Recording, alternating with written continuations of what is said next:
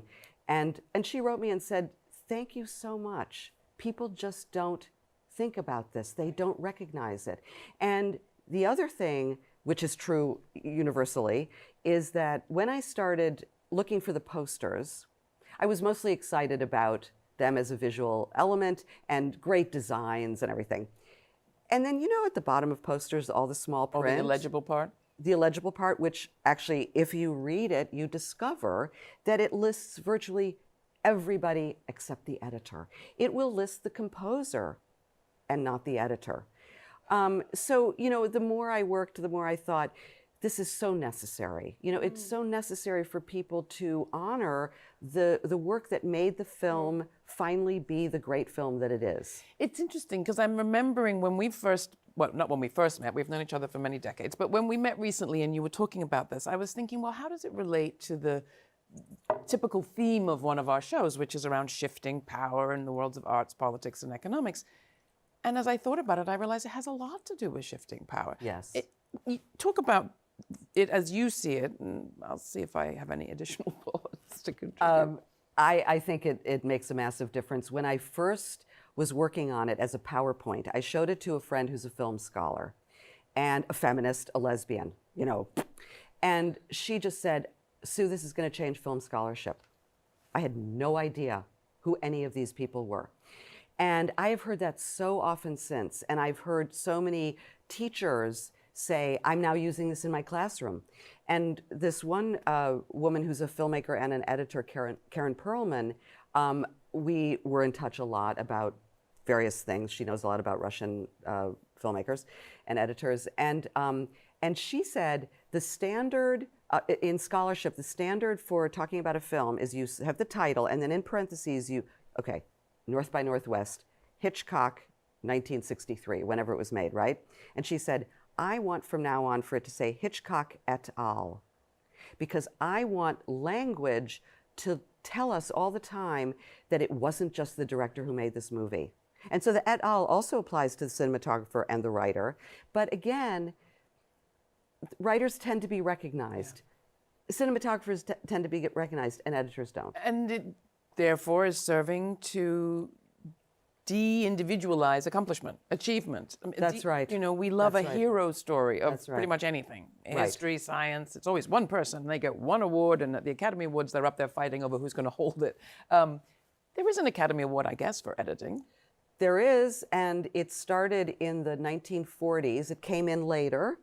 And a woman, Anne Bauchens, who worked for Cecil B. DeMille for 40 years. She was his editor. And she was nominated in the first go-round of the Best Editing Award. And around that time, men started thinking, oh, wait, if you can get an award for this, maybe there's more to it.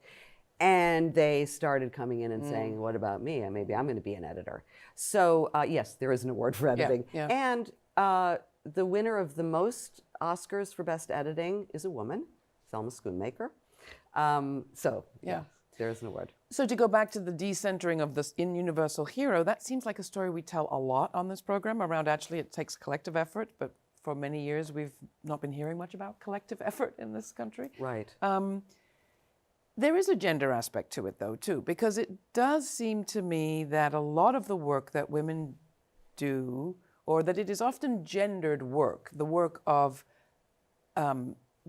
pulling things together, helping this one make sense of that one, telling a group story, including everyone at the table, raising a bunch of kids, getting everything done at the same time, having your mind on many things at once. And that's all work that is typically pretty invisible. So it's hard to put your finger on exactly what is this category of job that women tend to do and they tend to get very little credit for, or whoever does that work. Right. But it is raising one other question. We're talking, and we haven't thought about that. I mean, we didn't discuss this before, but we're talking as a lot of people are transitioning to working virtually. And they're going to be asked to suddenly host conversations on Zoom or Skype or Hangouts or some other proprietary platform for teaching. Right. the skills required for that seem a little bit like the skills for editing and for thinking about how do you craft a story. So I'm just going to say it right now that I think there's a bunch of new skills that are going to need to be learned by a lot of people who think they're already heroes and the best at their thing. Right. And they might need to come to women That's right. to learn some of That's those skills. That's right. But you know, it's funny because a lot of people have asked me over this last 2 years about whether being an editor as a woman sort of makes sense if you have a male director. So it presumes the classic setup. You've got the male director and you've got the woman editor. So it's like the leader, the helper, right?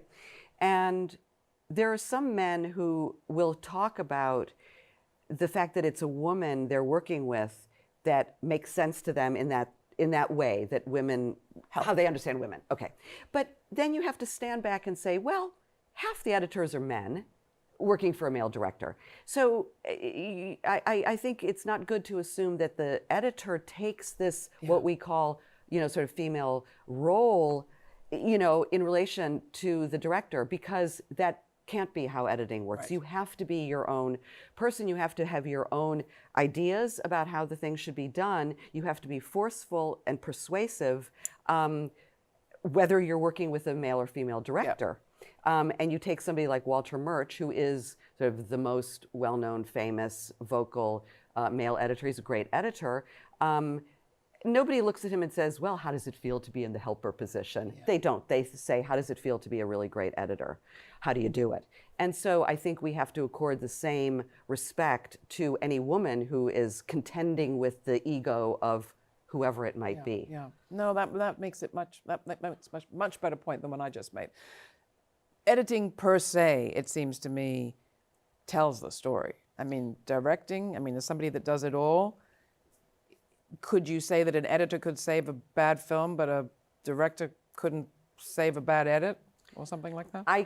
An editor would be hard-pressed to save a bad film, because if the director hasn't done their job and the writer hasn't done their job, you can only do so much. And then you just can't do more, because if they haven't gotten the shots right, you don't have continuity, you don't have things that make sense. You can try, but you know, but they've tried. They've had to try a lot. But there's a quote from somebody about the editing begins at the writing stage, and the writing ends at the editing stage. It's like writing. If you're a good writer, you're already anticipating what the editing will be. And if you're a good editor, you're kind of rewriting the script, because you have to make a lot of decisions about what doesn't work at that point. Right. You've got the script, and then you can say, well, you don't have the shots, it doesn't flow, it makes no sense anymore. And you got to get rid of that stuff. As the editor, that's your responsibility. So there are 206 editors on this site. Do you have a favorite? Do you have somebody who kind of lives on your shoulder as you're working, teaching? All right, a couple. No fair. We're talking collective. If people go into a research, just one. I love Blanche Sewell for doing The Wizard of Oz. Okay, but maybe that's getting silly. But you know, somebody like Dee Dee Allen is due endless respect for the kind of work she did and the kind of inventions that she made in the course of being an editor. God, nobody has asked me that question before. So it's kind of a creepy question. I think it's not creepy. It's not creepy. It's like people ask me, you know, who's my favorite filmmaker as a filmmaker. You know, I would just say I really love all of them. And when I was working on this, I felt like I'm with my people. You know, I know what that feels like to be in the editing room and fighting with that material to get it to work.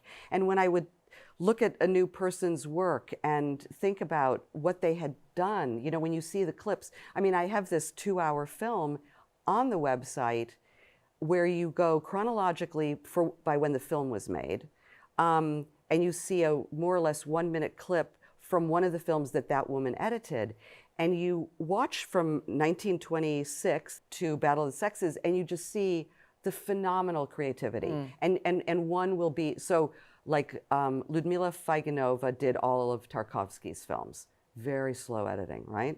So you see something like that, and then you see Bonnie and Clyde by Dee Dee Allen. And you know, you just see different paces, different, you know, where people bring in humor, just endless The website creativity. address is? Where do people go if they want to find this marvelous archive? Well, the URL is womenfilmeditors.princeton.edu. And that's because Princeton, where I teach, agreed to host the site, and I'm very grateful for that.